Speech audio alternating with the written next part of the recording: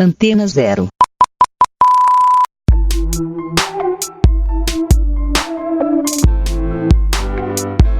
A Rádio Antena Zero apresenta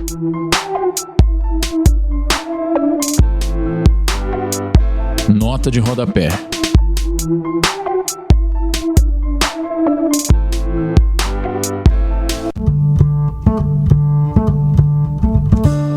Boa tarde, ouvintes da Rádio Antena Zero. Estamos aqui começando mais um Nota de Rodapé, toda segunda-feira às 16 horas aqui com vocês. Hoje, pela primeira vez aqui no programa, a gente tem um coletivo, não trouxemos uma pessoa só, então que será um grande desafio para o apresentador que vos fala. A gente está aqui hoje com Ururaí, que é um coletivo que lida com patrimônio histórico. A gente vai falar bastante disso hoje. A gente está com a Patrícia, com o Júlio e com o Maurício, que integram o projeto, que integram o coletivo, e estão aí nessa militância pelo patrimônio ali na Zona Leste, na Penha, e hoje a gente vai poder falar bastante sobre esse assunto que até hoje a gente aqui não teve a oportunidade de tratar. Então muito obrigado a todos vocês, viu? Pela presença. Bom, vamos lá. Primeiro a gente precisa saber o que é o Ururaí, né? O que é o coletivo de vocês, como é que começou, qual que é a ideia principal, o que deu origem. A gente estava conversando um pouco ali no backstage, mas agora os ouvintes vão poder saber também. Agora perguntar para o historiador como tudo começou é segura, né? Bom, boa tarde aos ouvintes. Meu nome é Júlio. Eu sou geógrafo e integro o Ururaí desde o início. Para a gente falar um pouco do Ururaí, é importante a gente lembrar que lá na Zona Leste, né, a gente, desde 2012, por aí, a gente vinha discutindo a questão do patrimônio lá na nossa região. E se formou, assim, vamos dizer, dois locais que ficou mais forte essas discussões. Uma é na Penha, né, devido ali a um patrimônio histórico que tem no Lago do Rosário, que é a igreja Nossa Senhora do Rosário dos Homens Pretos, da Penha de França, esse normal mesmo, que é um patrimônio histórico ali. E o outro grupo se dava lá em Merino Matarazzo. Merino Matarazzo tem uma liderança forte lá, que é o Padre Ticão. E ele aglutinava ali na sua igreja ali alguns coletivos que discutia também a questão do patrimônio histórico, que ali você tem do lado ali o Sítio Mirim, que é um patrimônio histórico, você tem a Capela de São Miguel, você tem mais ali no Itaim Paulista a Fazenda Biacica. Então você tinha grupos que estavam discutindo a questão do patrimônio na Zona Leste. Eu, a Patrícia e o Maurício, nós também fazemos parte de uma instituição lá na Penha, que é o que é o Movimento Cultural Penha, que é uma instituição já antiga, que essa discussão dessa instituição fica para um outro grupo, um outro programa, porque ele é longo, né? Ele vem desde a abertura política de 85, né? Até hoje esse Movimento Cultural Penha é ativo na nossa região. E essa instituição, ela junto com esse pessoal lá de Matarazzo, que formou uma rede de discutir patrimônio histórico, a gente organiza um seminário que ocorre lá no Centro Cultural da Penha em 2014. Por que a gente sente a necessidade de chamar esse seminário? Porque nós tínhamos na região bens patrimoniais que, mesmo sendo tombado pelos órgãos de proteção, muitos deles estavam com problemas de preservação mesmo, né? Chegando até ao caso de ruínas, né? Então a gente queria entender como é que funcionava os órgãos com relação a esses patrimônios, como que funciona essa discussão sobre preservação, já que nós, na periferia, estamos meio que a parte, né, dessas discussões que ocorrem aqui no Isso é uma centro. coisa interessante de vocês dizerem, que praticamente o grupo ele nasce a partir do olhar dos moradores, né? Sim. Vocês morando, Sim. não é um grupo de especialistas que vem de fora estudar. Isso é parte de vocês enquanto moradores e pessoas que transitam pelo lugar. Isso, tanto que são o Movimento Cultural Penha e a rede de cultura da Zona Leste que chama esse seminário, que é o primeiro que ocorre ali no bairro da Penha. Desse seminário vem representante do IFAM, vem representante do CONDEFAT, vem representante do DPH, para a gente poder estar discutindo a questão do patrimônio na nossa região. Daí surge mais esse primeiro seminário com esses órgãos. O segundo seminário já vem com relação aos grupos que estão produzindo, né? Você tem memorialista do bairro, você tem estudantes que estão escrevendo tese, que estão pesquisando os patrimônios da região. Então a gente chama esses grupos para discutir esse processo de trabalho deles. E o terceiro seminário é para a gente pensar formas alternativas de como manter esses patrimônios. Né? Da visibilidade, né? Isso, da visibilidade desses patrimônios. É a partir desse terceiro seminário que surge o grupo Ururaí. Vou chamar aqui a... Justamente, porque, na verdade, assim, há um momento político também, se a gente for pensar, né? Você tem... Nesse período, você tem várias universidades, né, abrindo e dando espaço para a formação de novos estudantes, que muitos vêm da Zona Leste. E aí eu acho que, de um tempo para cá, as pessoas começaram a observar a possibilidade de atuar nos seus territórios, atuar nos seus bairros. E no caso, por exemplo, quem é formado em história, em produção cultural, em turismo social, acho que começa a vislumbrar a possibilidade de atuar também nessas regiões. Eu acho que muito da atuação que vem acontecendo na Penha e Ermelino vem a partir dessa... Opa, eu posso atuar nessa região, nesses territórios. E aí, claro, você percebe que há políticas públicas que na cidade de São Paulo é uma coisa louca, porque você vai ter situações diversas, dependendo do bairro onde você está. Em Pinheiros é uma coisa, em Itaí Paulista é outra, então vai acontecer a mesma coisa com os patrimônios. Então a gente começa a fazer um certo barulho para poder chamar a atenção. Falar, olha, que se interessa, tem um pessoal aqui que interessa entender o que está acontecendo. Por que essas políticas públicas não chegam também aqui? Aí, enfim, acho que foi a partir daí começaram uma série de ações, né? Agora, tanto você, Júlio, quanto você, Patrícia, vocês são moradores da região, da Penha. Sim. Vocês começaram lá. E você, Marcos, como é que você conheceu o Ururaí? Eu e você estudamos junto, a gente fez faculdade junto, você, o elo aqui que nos conecta. Como é que você conheceu o grupo, se interessou pela temática de estudar patrimônio? Como é que foi essa conexão? Eu acho que, assim, na verdade, o bairro da Penha ele acabou congregando esses interessados na discussão patrimonial, né? A princípio, nem a Patrícia nem o Júlio eram moradores do bairro da Penha, né? A Patrícia era do... Jardim Guatemi, no Fundão. Aí eu veio pra Penha tem uns 8 anos. Na verdade, eu já morava na Penha, mas há muito pouco tempo. Né? Eu morava em São Miguel, mas eu já fazia parte do movimento cultural da Penha. O Júlio no Vale é cigano. Ele já circulou em vários... todos os bairros da cidade ele morou. Mas eu era de Sapopemba, por exemplo. O Lucas era da Coab, a Mônica tinha morado ali na região do Belém antes, né? A Yasmin é de São Miguel. Enfim, cada um vinha de algum território da Zona Leste. E, assim, particularmente para mim, eu sempre questionei essa coisa de que sempre quando eu tinha que falar da história de São Paulo, eu tinha que ir pro centro. Na própria faculdade, né, que a gente fez diversos roteiros, que eram, na verdade, trabalhos de campo, né, que vislumbravam visitar bairros centrais para discutir a história de São Paulo, né. E quando eu vi a movimentação lá na Penha, por exemplo, desde o trabalho que a comunidade do Rosário já fazia com patrimônio histórico, mas também nessa chamada desses seminários, eu vi uma outra possibilidade ali de atuação, né, coisa que acabou me levando para a Penha mais recentemente, né, para eu começar também a tentar desenvolver esse trabalho aí, acreditando também na potencialidade, né, a partir do trabalho principalmente voltado para a questão da ação cultural e do trabalho assim de fato tá indo fazer ações concretas, né, além da questão da pesquisa, né, fazer ações culturais, fazer ações no território para trazer essa discussão. Só complementando, assim, você imagina, eu me formei na Unixul, por exemplo, né, em São Miguel. Então você vê a possibilidade de você, além de pesquisar, também atuar concretamente, é uma coisa que a gente percebe muito isso acontecendo agora com a questão do patrimônio, desde 2013, 14, mais ou menos, até o momento, né? Foi uma possibilidade, né?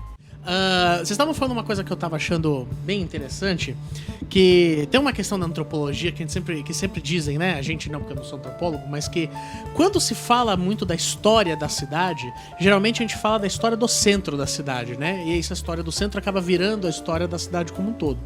Vocês não fazem uma atuação acadêmica de pesquisa falando do centro, né? Vocês falam ali da Penha e a partir dos olhares da Penha que, enfim, outras coisas vão ser discutidas. A partir da periferia, a gente também pode entender a cidade como um todo? Ou esse caminho de sempre ter que sair do centro para as periferias acaba tendo que ser a regra? Como pesquisador, como historiadores, como geógrafos que vocês são, trabalhar na Penha com as questões de patrimônio mudou muito a visão de pesquisador de vocês? Como é que isso se alterou no parâmetro profissional? Olha, quando a gente trabalha a partir da Zona Leste, você consegue também contar a história da cidade de São Paulo. Isso é muito bacana. Se a gente pensar que tem a igreja mais antiga de São Paulo tá na região leste, né, na São Miguel.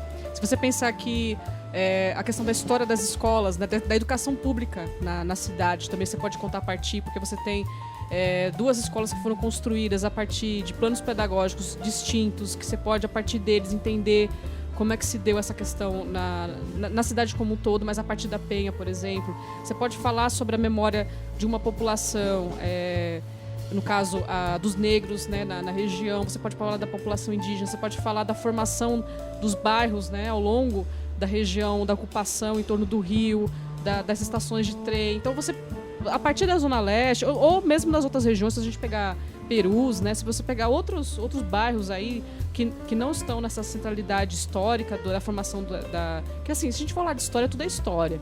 Mas, assim, a gente costuma falar da formação da cidade de São Paulo a partir desse senso histórico. E é possível fazer através das outras regiões, sim. Muito.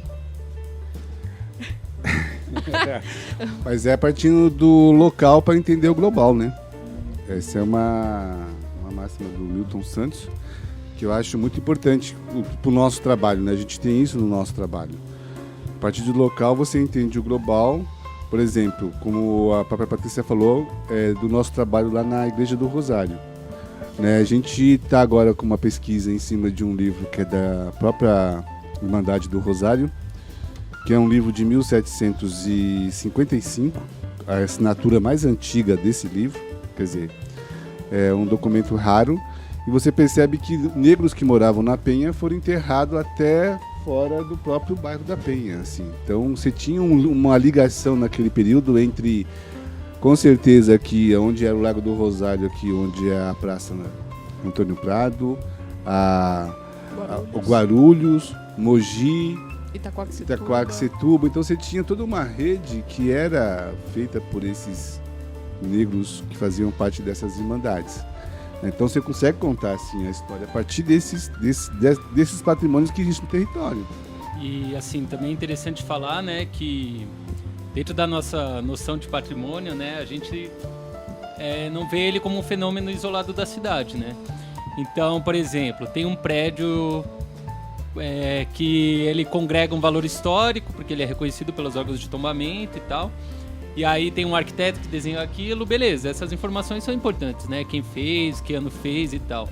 Mas talvez mais do que isso seja interessante você também saber qual é a relação dele no território e usar ele como uma questão disparadora também para discutir outras questões, outros patrimônios, outros prédios dos próprios bairros, né? Que às vezes não são reconhecidos. A formação dos bairros, né? Então, a partir de um patrimônio como uma questão disparadora, na verdade, mais do que o que ele significa dentro da sua estrutura física, né? Porque, principalmente quando a gente está tratando de patrimônio material, né? O centro de São Paulo sempre acaba ficando muito em voga, porque ele já foi motivo e é ainda objeto de pesquisa de muito historiador, de muito antropólogo, de muito geógrafo. Mas, e às vezes se entende isso como a cidade do local, como uma história da cidade, né? Falar do centro. E, de certa forma, quando vocês fazem esse trabalho, é uma quebra de paradigma da própria linha de pesquisa, né? Eu acho que você acrescenta, né, mais uma. Você pode também contar a história da cidade de São Paulo a partir desses outros espaços. Eu acho que se soma mais uma coisa. Eu acredito que ainda tem uma questão ainda mais surreal que acontece, quando antes fosse também que tivesse mais pesquisas da região central de São Paulo, porque na verdade a gente vê muito pesquisador saindo do Brasil, né? Nada contra quem decide, tem uma pesquisa séria voltada para isso, mas assim, o foco de sair, né, de ir para outra cidade, para ir para outra cidade ou ir para outro país é muito forte isso, assim, inclusive é muito estimulado na academia, né? A gente, por exemplo, estudar seu bairro, estudar sua região, sua quebrada é uma coisa que não acontece muito, não é muito estimulado isso, né? Inclusive a questão de bibliografia, de pesquisadores, a gente percebe que isso é um fenômeno mais recente, né? Muito mais recente. Por exemplo, nós pegamos uma época quando teve as manifestações, principalmente, de ter uma pesquisa da movimentação dos jovens, né, em relação a algumas pautas que não eram muito discutidas. Se você pegar os movimentos pós-abertura política, também estão sendo bastante estudados, já vem um processo de estudo a partir disso, quer dizer, do movimento humano, das relações humanas, como é que elas estão sendo pesquisadas. Eu acho que esse estímulo de olhar para a nossa história, seja falando do centro, ou seja na perspectiva das periferias, né, isso é uma coisa que está pressionando por parte de quem, com a crise, com as mudanças de paradigmas, está fazendo com que a gente olhe para dentro, né? Eu acho que isso está acontecendo, né? Muito. Tá, uma pergunta que eu queria fazer para vocês vai de encontro ao seguinte. Tem uma questão da pesquisa na história que é muito questionada, de o que de fato é a prática, né? Assim, a pesquisa que a gente faz sobre um determinado local chega no determinado local ou morre no muro da universidade. E a atuação de vocês, eu acho que vai muito de encontro a isso, porque tem um discurso nesse sentido. Aquilo que se pesquisa tem, digamos, uma funcionalidade para a sociedade, para o objeto estudado. Fala um pouco sobre a questão de pesquisa, como vocês lidam com isso e como que funciona dentro do grupo. Eu acho que tem duas linhas, né? A gente, de fato, faz pesquisa, lê livros, né? Entra em contato com professores, né? Tá sempre dentro desse ambiente, porque houve uma época, né, onde se criticava muito a questão da academia, a questão dos grupos que se formavam na faculdade, né? Quando, na verdade, a gente percebe que é um saber interessante também para alguma parte da atuação, né? Uma vez que através da metodologia, através de uma série de investidas, assim, a gente consegue fazer um trabalho mais sério, né? E com uma noção maior de uma missão e de uma visão do que a gente quer, né? Por outro lado, a gente tem uma questão muito grande de ordem prática, né? Que é a partir da ação cultural, você conseguir uma maneira de comunicar também, né? Talvez a comunicação seja mais importante propriamente do que a pesquisa em alguns aspectos, dependendo da situação, né? Pode. Olha, assim, eu vejo que eu posso dar um exemplo, assim, como a gente faz isso na prática. A gente organiza, às vezes, algum roteiro. Por exemplo, nós estamos, o Uraí hoje, nós estamos patrocinados pelo Fomento da Periferia, que é um fomento, um edital que a prefeitura ela abre anualmente. E nós o Uraí mandou um projeto no ano passado chamado Heranças Periféricas. Dentro desse projeto, uma das partes desse projeto era estar desenvolvendo um festival. Nós escolhemos 4 subprefeituras da nossa região. Em cada uma dessas 4 subprefeituras tem um patrimônio histórico. Então a ideia é a gente desenvolver um festival que envolvesse tanto o roteiro quanto uma discussão, palestras, e também atividade musical com os coletivos que está em torno desses bens patrimoniais. Fizemos o Itaquera. Lá na Itaquera tem uma casa lá, que hoje é uma casa de cultura, chamada Raul Seixas, que é uma casa tombada, que ficava de uma fazenda de uma antiga família que tinha lá, e hoje é uma casa tombada. Só que e está dentro do conjunto habitacional Coab 2. A maior parte dos moradores que moram hoje nesse conjunto desconhece que aquele patrimônio é tombado, né, e que ali foi a sede da fazenda. Então, com o festival e com os artistas da região, você traz a comunidade para assistir o evento, para conhecer a casa, né? Fizemos uma exposição fotográfica, fizemos um roteiro por dentro da própria Coab, né? A gente utilizou fizemos um almoço que foi servido nessa casa, e a comida ela foi toda adquirida, parte dela, de uma mulher que tem uma horta comunitária dentro da Coab. Quer dizer, uma antiga fazenda que tinha também as hortas. Hoje tem uma senhora lá que executa esse trabalho. E os coletivos tomaram contato desse trabalho, tomaram contato com a história da casa. Quer dizer, e além disso, a gente conseguiu envolver toda a comunidade dentro que participou do evento. Então você levou essa comunidade a saber que aquele bem ali, que ela vê como uma casa de cultura, já foi antes uma sede de uma fazenda e que tem toda uma história, todo um contexto que está envolvido ali dentro. Essa é uma ação prática que a gente executa. Fizemos tanto um festival em Itaquera, fizemos um festival também na Capela de São Miguel, e o último foi agora dentro da Jornada dos Patrimônios, que aconteceu agora no Lago do Rosário, lá na Igreja da Penha. Quer dizer, essa é uma ação. Porque as festas, os eventos, eles acabam sendo atos políticos no sentido de que você consegue tanto questionar algumas coisas que ainda permanecem no território, né? E também estimular as pessoas a construir outras narrativas. Acho que esse é o barato da história mesmo, porque quando a gente faz uma festa, isso tem um antropólogo super famoso, depois eu vou lembrar o nome dele, que ele fala muito isso. Ele fala assim: quando a gente faz uma festa é pra gente estimular, por exemplo, processos políticos. Porque as pessoas se organizam, elas precisam se discutir, decidir como é que vai ser, qual tipo de bebida que vai ser vendida, quem que vai fazer a comida, quem que vai chamar, quem que vai convidar, quem vai postar na internet, quem vai tirar foto. Então, esse processo de discussão, de organização política, a comunidade tem na prática através da festa. Então, isso é importantíssimo. E aí, outra coisa que é legal é porque quando você faz uma festa, você tem que trabalhar com conceitos, imagens, cores, pessoas que vêm.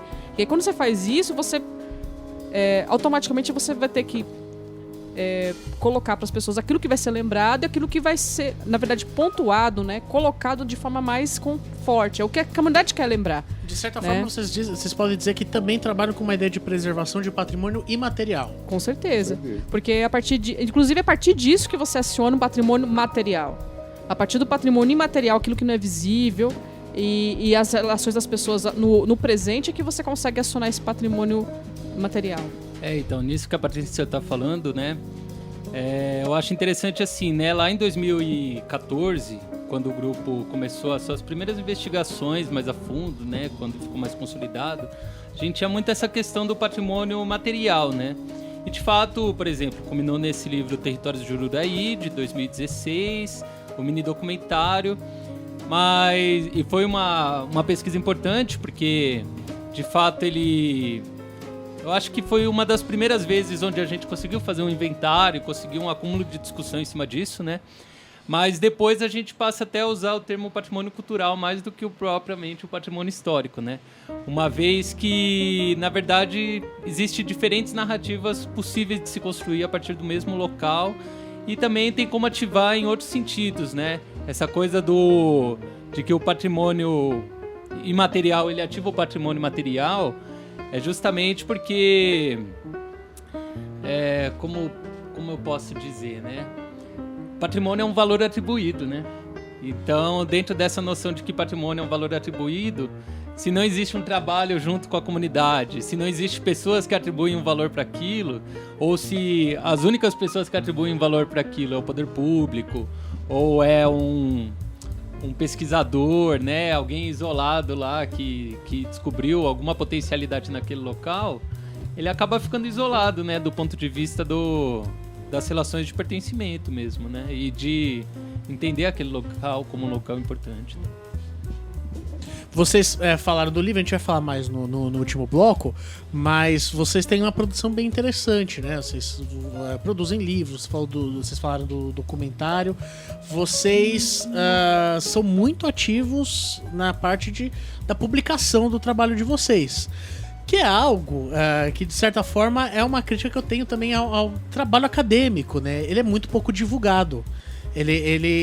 Como ele normalmente tem essa característica de morrer no muro da universidade, ele é um pouquíssimo divulgado pra fora dela, né? Não tem uma preocupação da linguagem, né? E vocês são muito ativos, principalmente, a gente tava falando lá atrás também, com a parte da sociedade civil. Vocês tentam conversar com as pessoas, sempre trazendo pra perto. E já até pra falar agora, né? Já quem tá até agora assistindo a gente, se alguém quiser participar do Ururaí, como é que faz? Quem procura? Como é que é o processo? Bom, a pessoa pode... na verdade, o Ururaí é um coletivo, um grupo, né, aberto. Se a pessoa tiver propostas, iniciativas que ela gostaria de submeter, de conversar, de trocar conosco, ela pode nos procurar. E aí a gente... conversar, eu falo isso em relação à proposta. Agora, se a pessoa quiser fazer parte, a gente faz reuniões, né?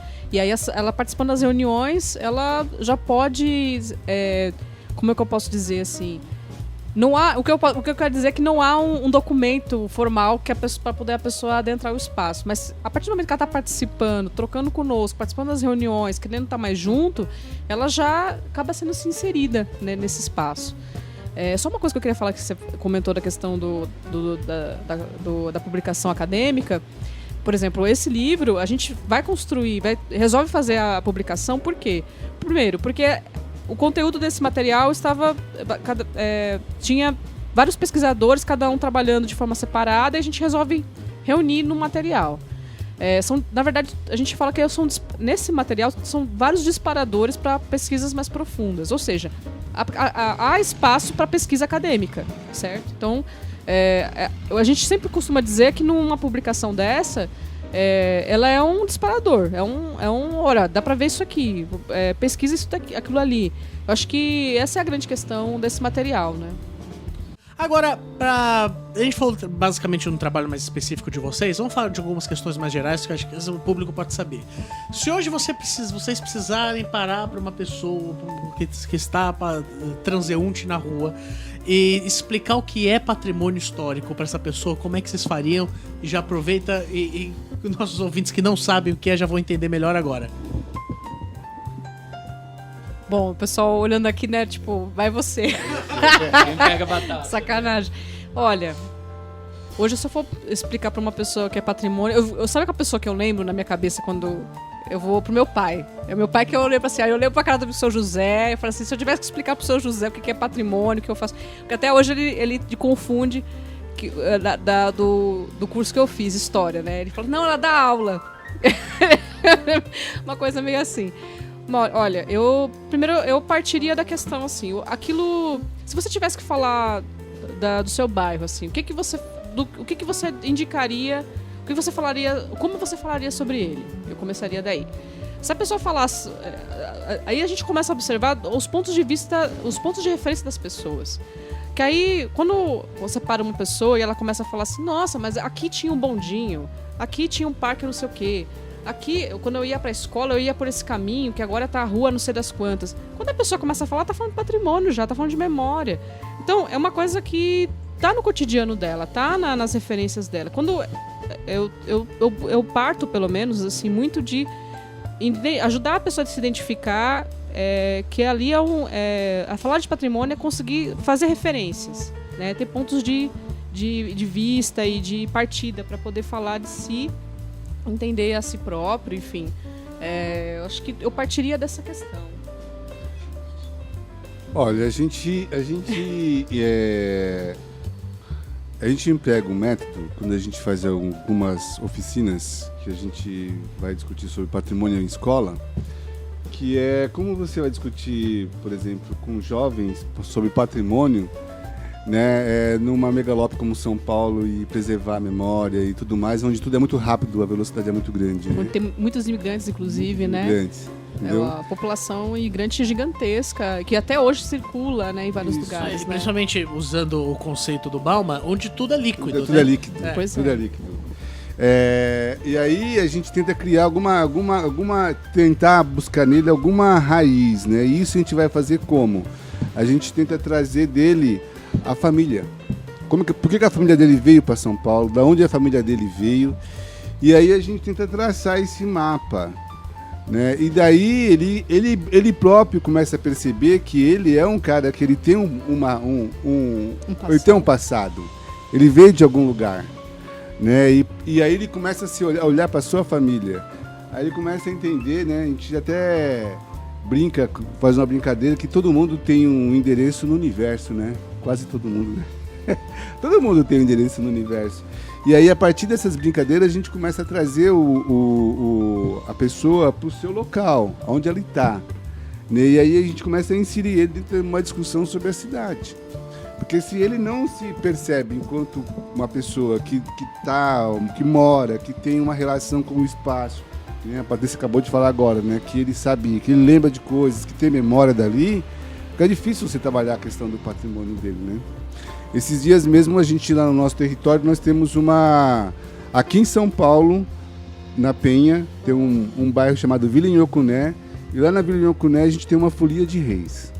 Eu acho que é uma das poucas folias de reis que tem, acho que não me engano, se não for a única, que tem ainda em São Paulo há mais de 50 anos, né? Que o mestre Ditão, ele sai em todas as casas. E por que ele faz isso? Ele tem toda uma memória que ele recebeu essa encomenda do pai dele, né? Então ele está passando isso para os filhos, né? E aí a gente trouxe o mestre Ditão para falar para o jovem o que é a folia, o que é essa tradição.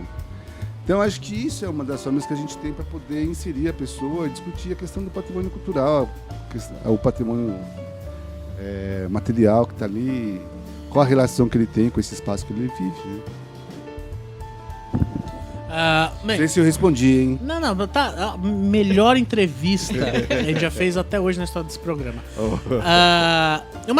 Uma questão que eu acho que é legal saber da opinião de vocês é... Há um tempo atrás a gente teve aquele fatídico caso, né, do terreno do Silvio Santos, em São Paulo. Que ele tinha um terreno, que ele comprou um terreno e o terreno foi tombado. Ele pro ouvinte, né? Quando se tomba algo, esse algo vira um patrimônio histórico, isso, né? Então há umas certas limitações que existem ali, né? Você não pode construir nada, você não pode ficar fazendo alteração ali, mesmo se a propriedade é sua. E teve aquele caso que eu posso assim dizer que o terreno foi destombado, né? Ele não passou a não ser mais patrimônio, e o Silvio Santos simplesmente quis. Não lembro se construir ou demolir alguma coisa ali. É que na verdade assim, o que é tombado é o Teatro Oficina. Sim, Teatro Oficina. Isso. E ele tem uma área envoltória de proteção e de limitação de construção, certo? É por aí que vai a minha questão. Porque a crítica, principalmente das políticas mais liberais, eu posso assim dizer, é que quando o governo vai lá e tomba alguma coisa, a pessoa que é dona daquilo, que foi lá, comprou... enfim, conquistou aquele imóvel, aquele terreno, não pode fazer mais nada. Muita gente, então, muitos deles ainda falam que isso é um roubo do Estado. Como é que vocês pensam essa questão, com essa questão específica do Silvio Santos?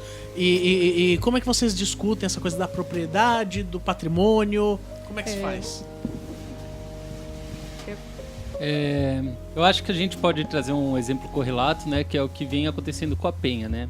A Penha teve um tombamento recente, que foi da área do Outeiro da Penha, na verdade, é um traçado urbano, junto com 16 patrimônios, mas já existia patrimônios tombados, né? A própria Igreja do Rosário é um deles, que tem a sua área envoltória, né? E aí muitas vezes se fala, não, porque isso vai impedir a construção de prédios. Na verdade, os prédios podem ser construídos, né? A gente tem uma planta lá do DPH que a gente conseguiu, né? Que mostra lá que os caras podem fazer prédios de até 15 metros, 30 metros, dependendo da região que tá.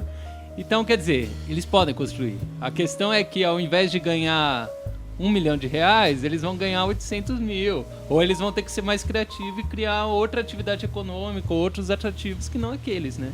Na verdade, o referencial de desenvolvimento e construção é que é outro, que você pode ter outros. É isso que está sendo... na verdade, questionado, na verdade, quando... É porque realmente, assim, quando você fala assim, tombou um bem, né? Principalmente um bem privado, principalmente, né? Há uma sensação de que há uma apropriação do Estado, enfim, tem isso mesmo. O que as pessoas talvez tenham que repensar é porque, assim, quando você mora na cidade de São Paulo, você está em relação com outras pessoas, com processos a história é uma questão, algo em movimento, então camadas históricas vão se sobrepondo. E o seu espaço, que nem o próprio ou Teatro Oficina, ou a Igreja do Rosário, qualquer outro espaço, ele está o tempo todo. Engraçado, são espaços que já se colocam de forma bem-vinda o tombamento, porque sabe que vai ter um destaque com aquilo, vai ter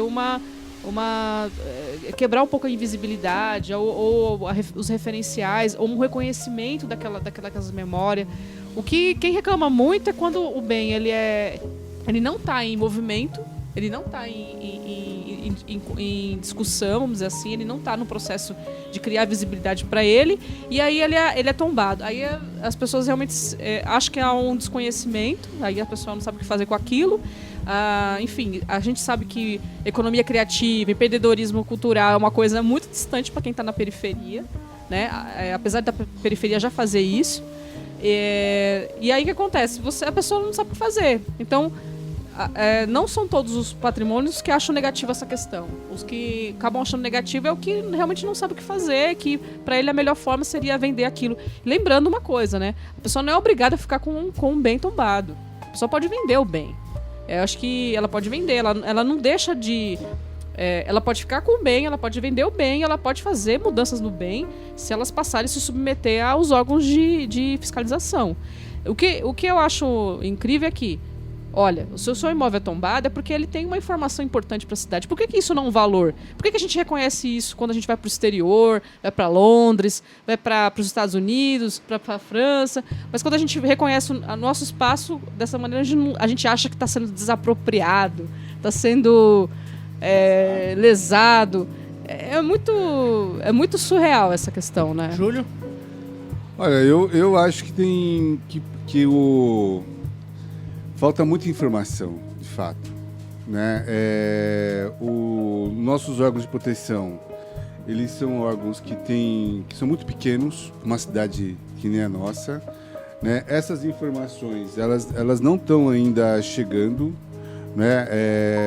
O Maurício, ele citou lá o caso lá da Penha, porque lá na Penha, quando houve essa questão do tombamento do envoltório da Penha, parte dos moradores da Penha, eles entraram com uma ação tentando destombar isso. Isso está em discussão ainda. Está em discussão.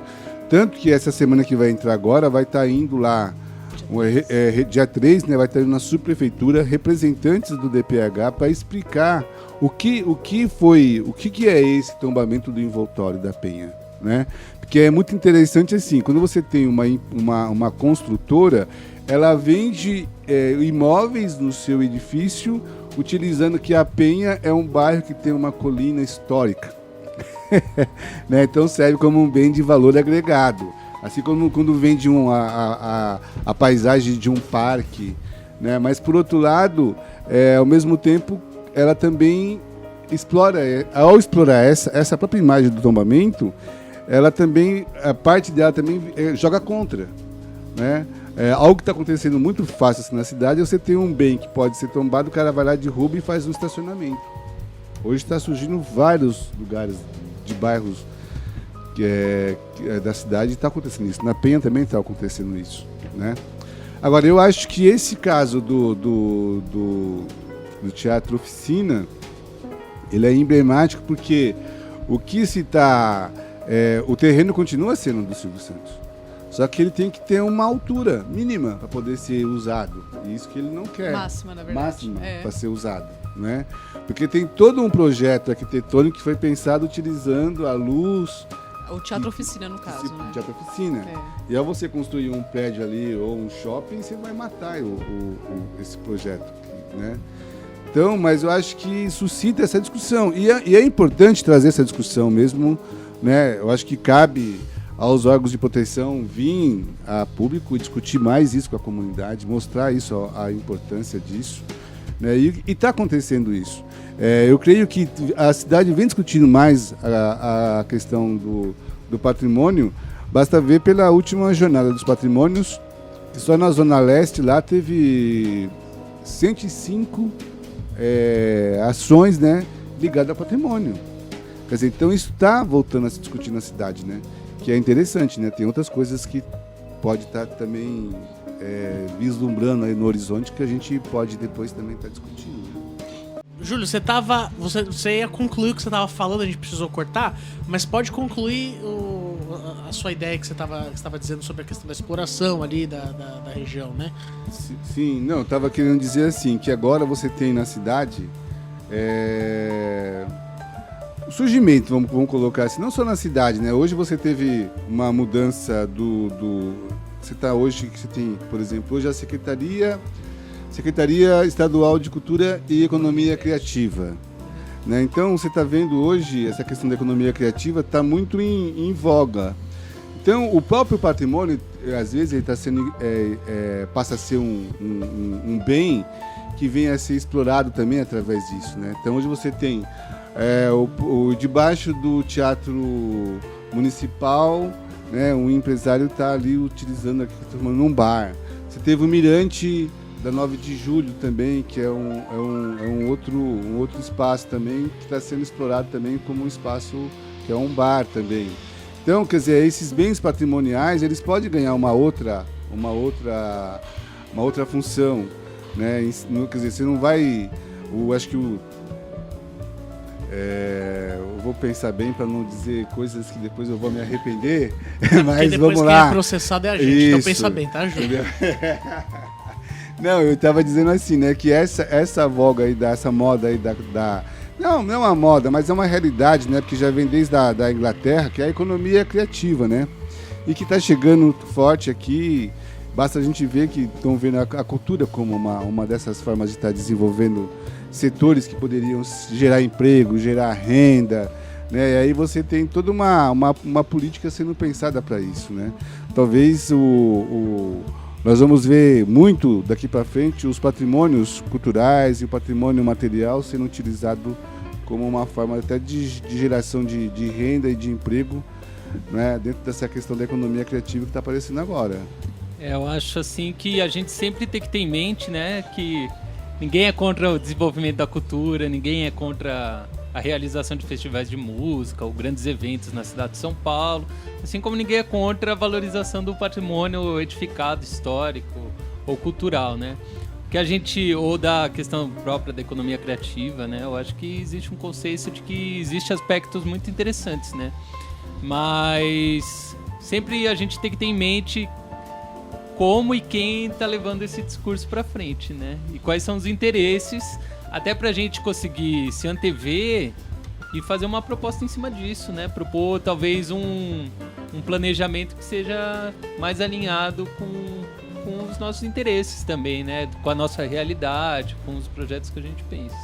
Até porque a gente quando fala assim, não somos contra, é porque o que a gente seria cuidadoso era dizer assim, por que isso não pode ser apropriado pela própria comunidade? Ela desenvolveu os projetos dela explorando seu patrimônio cultural, né?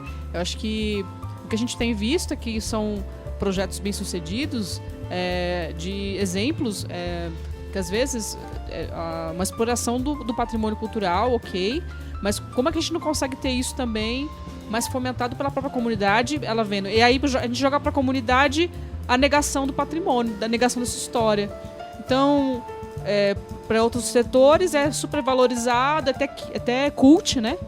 Você ir num restaurante que tem, enfim, tem num casario do século XX, no início do século XX, mas não é legal, mas nas periferias essas questões são negadas. E até por falta de conhecimento, de percepção mesmo disso, que isso é possível ser uma coisa interessantíssima. Pô, você vai em Portugal, você vai almoçar num restaurante que tem mais de 200 anos. Você vai, né? E assim, não são restaurantes caros, é uma coisa... faz parte, né, como se apropriar disso de uma maneira positiva e pela própria comunidade. Isso que é a grande questão. Não só grandes empresários da cultura, mas por que não também a própria comunidade, sei lá... famílias assim da região que tem uma casa que ela pode virar um restaurante, virar um espaço cultural, ter subsídios para isso, né? Sei lá, isenção de IPTU está sendo discutido, enfim, tem uma série de coisas aí em torno disso. Bom, como a gente citou, vocês têm uma produção, né, bem grande. a gente tem aqui um livro que já pro ouvinte saber, a gente vai sortear, eles doaram aqui, Territórios de Ururaí. Eles vão escrever aqui uma dedicatória pro ouvinte, e depois é só vocês irem lá no Instagram do programa que a gente vai sortear. Mas eu já, na verdade, vou conversar ali com a Giovana pra gente dar uma maracutaia no sorteio e ficar pra gente o livro. Brincadeira, gente. Vai lá, vai ser tudo limpinho, fiquem tranquilos. Mas vocês têm uma produção grande. E vocês falaram que, por exemplo, o livro ele não é comercializado. Esse aqui, por exemplo, que eu tô aqui, que é o Territórios de Ururaí. Ele não é comercializado, só que também já acabou. Vocês não tem mais edições dele, né? Vocês falaram que doaram, existe nas escolas, nas bibliotecas municipais. Isso mesmo. Agora, o pessoal que quiser ir atrás, vocês têm um documentário, vocês têm livros, o pessoal que quiser esse material, quiser ir atrás, como é que faz? Isso, ele pode acessar o e-mail do Ururaí. É bem fácil achar o coletivo, é só na internet você colocar Ururaí Patrimônio Cultural, você encontra. E aí você pode acessar nosso e-mail, mandar mensagem. Você tem uma pesquisa muito específica que é imprescindível ter esse material. A gente pode mandar um PDF dele. Como já esgotou, a gente está fazendo isso. E se quiser consultar o material impresso, todas as bibliotecas públicas municipais têm. A gente deixou 2 volumes, então dá para fazer empréstimo, né, com a biblioteca. Super tranquilo.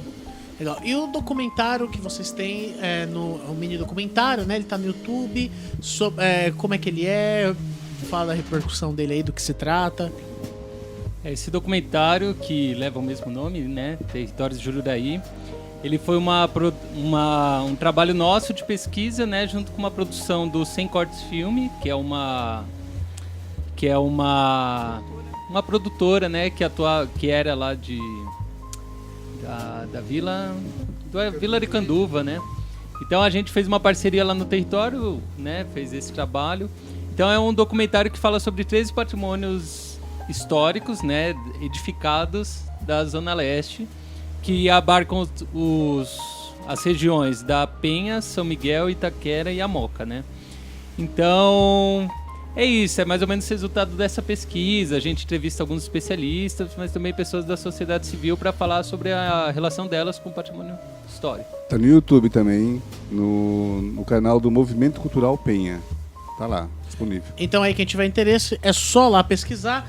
Entre no Instagram do Nota de Rodapé, a gente vai estar sorteando aqui um livro que é Territórios de Ururaí, feito pelo próprio grupo, autores do próprio grupo.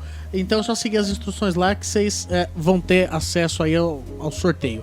Gente, eu quero agradecer bastante a presença de vocês. A gente tá super estourado com o tempo agora. Eu já tive várias encaradas feias do diretor aqui, mas foi um prazer aí ter vocês, Territórios do Grupo Ururaí, falando sobre patrimônio. Muito obrigado, viu, gente? A gente agradece também o convite. Estou muito feliz aí de falar disso. E ainda o desafio de falar na rádio, né? Criar uma comunicação com as pessoas, né? Certo. Bom, então até segunda-feira que vem, quem quiser assistir esse programa aqui de hoje, domingo às 10 horas da manhã, lá no canal História Barilanches. Até segunda que vem, gente. Legal, obrigado.